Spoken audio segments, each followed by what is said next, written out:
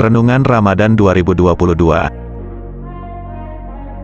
Panas membakar kota Jakarta dan sekitarnya. Beberapa lelaki berpeci haji tampak berkumpul di sebuah masjid agung. Sebagian ada yang sedang membaca Al-Quran, buku, dan tidur-tiduran, bahkan tidur beneran. Jika Anda memperhatikan dengan seksama, fenomena itu banyak terjadi di beberapa masjid ketika siang hari. Tepatnya, saat mereka menahan lapar dan haus karena demi beribadah kepada Allah, apalagi kalau bukan puasa.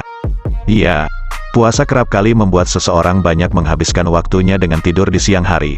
Apakah salah? Tentu saja tidak. Bahkan, tidurnya orang yang sedang berpuasa adalah ibadah, dan bau mulutnya lebih harum dari minyak kasturi. Kok bisa? Coba Anda perhatikan bunyi hadis ini, sungguh bau mulut orang yang berpuasa lebih harum di sisi Allah daripada bau minyak misk, kasturi, hadis riwayat Bukhari Muslim.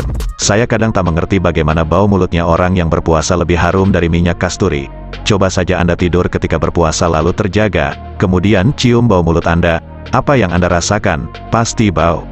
Lalu bagaimana bisa dikatakan lebih harum dari minyak kasturi? Saya jadi bingung. Ternyata, beberapa ulama menafsirkan bahwa itu hanyalah makna kiasan. Zahirnya, mulut kita memang bau setelah bangun tidur, tapi, hakikatnya, adalah wangi di pandangan Allah. Sebab, di pandangan Allah bukanlah yang tampak, tapi yang tersembunyi, dan hebatnya, baunya mulut kita itu lebih wangi dari minyak kasturi di pandangan Allah. Sungguh, ini adalah keajaiban dari puasa di bulan suci Ramadan. Bagaimana tidak, sebuah bau yang tak sedap tapi bernilai ibadah dan mendapatkan keutamaan di pandangan Allah. Hal ini hanya terjadi pada umat Islam. Tentunya, umat Islam yang mau menjalankan ibadah puasa di siang hari Ramadan. Sementara umat Islam yang tidak melakoninya, tetap saja mulutnya bau dan tak lebih wangi dari minyak kasturi. Tidak ada keutamaan dari bau mulutnya. Bahkan, bisa jadi, lebih busuk dari kotoran manusia yang keluar dari anusnya, lebih jijik dari air comberan. Karena itu, lelaki hebat adalah ketika ia mau mengerjakan sesuatu yang tak disukainya.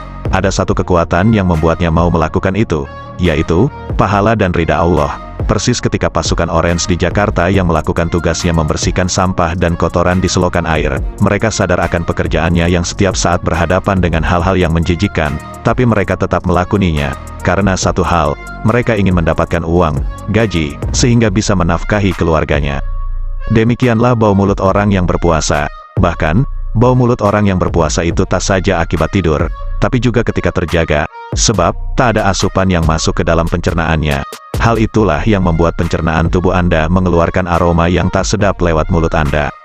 Anda bisa saja mengusirnya dengan tak berpuasa, tapi Anda tetap tidak mau melakukannya. Anda membiarkan diri dalam bau mulut tak terperikan, karena sebuah tujuan yang ingin Anda gapai, yaitu ridha dan pahala Allah.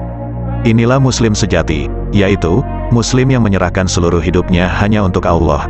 Tak peduli apakah ia lapar atau dahaga karena puasa, tak peduli dengan bau mulutnya yang tak sedap, karena ia yakin bau mulutnya lebih harum dari minyak kasturi.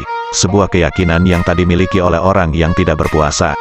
Saya teringat dengan sebuah ungkapan dari Terelie, hidup kita memang tidak hebat dan menakjubkan, tapi kita bisa membuatnya utuh dengan senantiasa bersyukur.